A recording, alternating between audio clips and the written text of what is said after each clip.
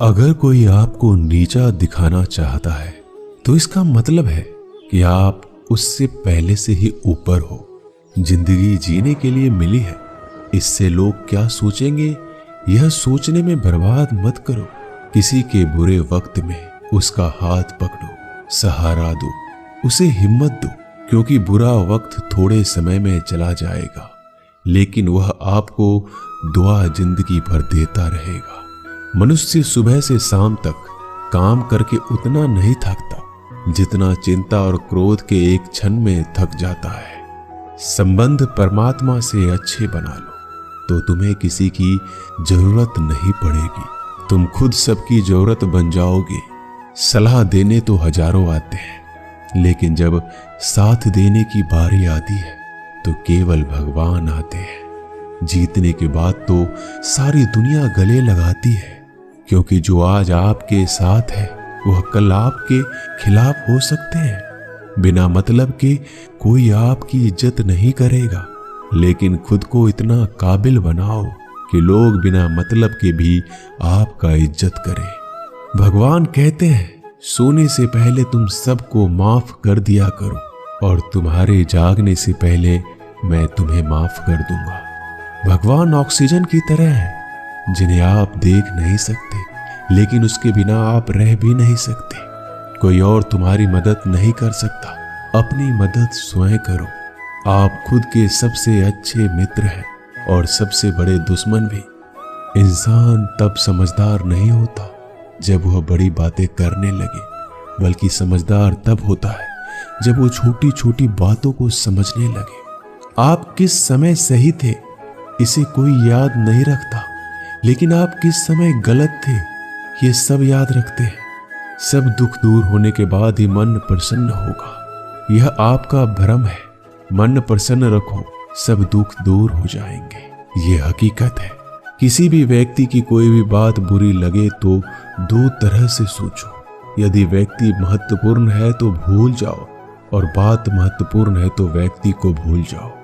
रिश्तों का संबंध सिर्फ रक्त से नहीं होता, जो मुसीबत में हाथ थाम ले उससे बड़ा कोई रिश्ता नहीं होता। भगवान कहते हैं तुम सब कुछ मुझे सौंप दो, सारा दर्द, परेशानी, और बिल्कुल हल्के होकर मुझे याद करो। धीरे धीरे तुम्हारा जीवन बदल जाएगा। हर रोज रात को सोने से पहले भगवान को अपनी पूरी दिनचर्या बता के सोएं। अगर आपके द्वारा किसी का दिल दुखा है तो मन ही मन उससे माफी मांगे। अगर आपका किसी ने दिल दुखाया है तो उसे माफ करके सारी चिंताएं भगवान को सौंप कर सो जाए। यकीन मानिए, इससे आपकी जिंदगी खुशनुमा बन जाएगी। क्रोध बोला हुआ एक शब्द इतना जहरीला हो सकता है कि आपकी हजार प्यारी बातों को 1 मिनट में नष्ट कर सकता है।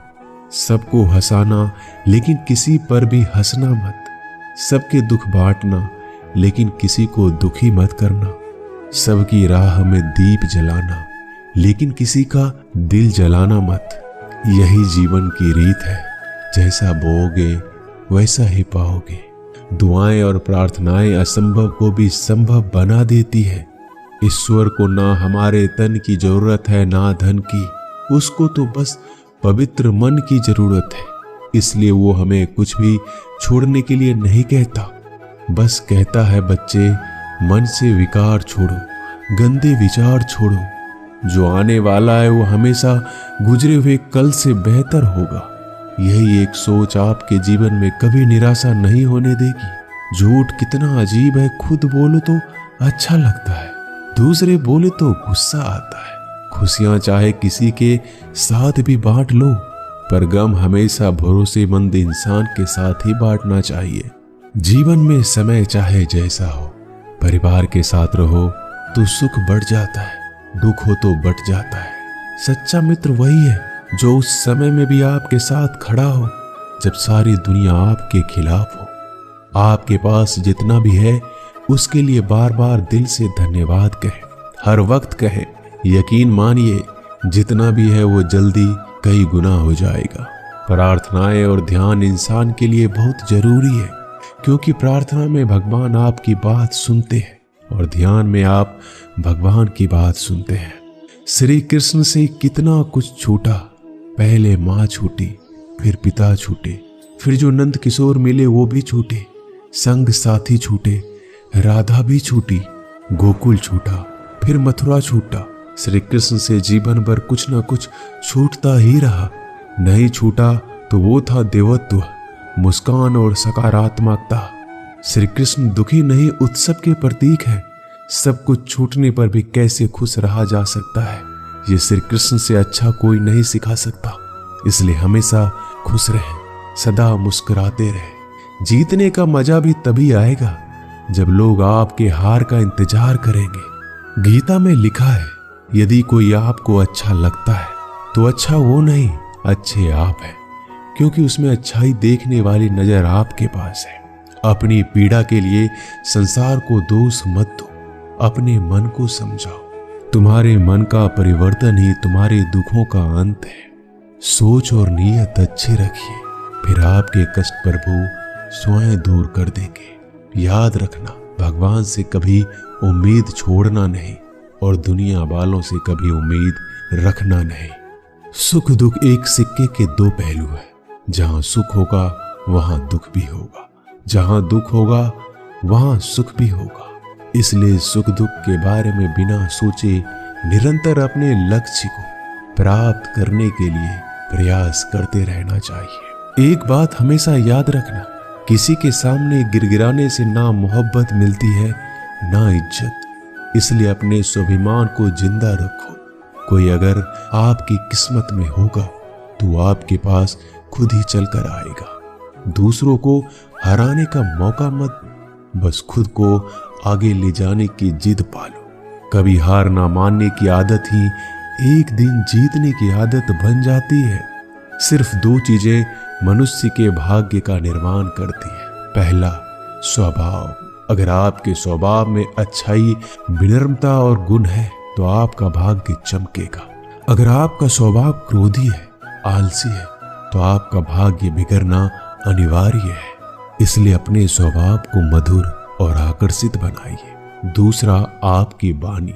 बोलना तो आदमी 2.5 साल की उम्र में ही सीख जाता है, परंतु कब, कहां और कैसे बोलना है उसे यह जिंदगी भर भी नहीं समझ पाता। जिसे ये बोलना आ गया कि कब, कहां और कितना बोलना चाहिए, समझ लो उसे सफल होने के लिए कोई नहीं रोक सकता। पिता से बड़ा कोई सलाहकार नहीं, माँ की छांव से बड़ी कोई दुनिया नहीं, भाई से अच्छा कोई भागीदार नहीं और बहन से बड़ा कोई शुभ चिंतक नहीं। इस मतलबी दुनिया से कोई मतलब ना रखो, और मतलब रखना है तो अपने मतलब से मतलब रखो। दुआएं मांगने से किसका भला होता है? मिलता तो वही है जो हमने बोया होता है। तुम नीचे गिर के देखो, कोई नहीं आएगा उठाने। तुम जड़ा उड़कर तो देखो, सब आएंगे गिराने। एक बात हमेशा याद रखना, अगर शराब की दुकान पर बैठकर दूध पियोगे तो तुम्हें शराबी का ही दर्जा मिलेगा, और किसी मंदिर में बैठ के पानी भी पियोगे तो तुम्हें एक संत का दर्जा दिया जाएगा।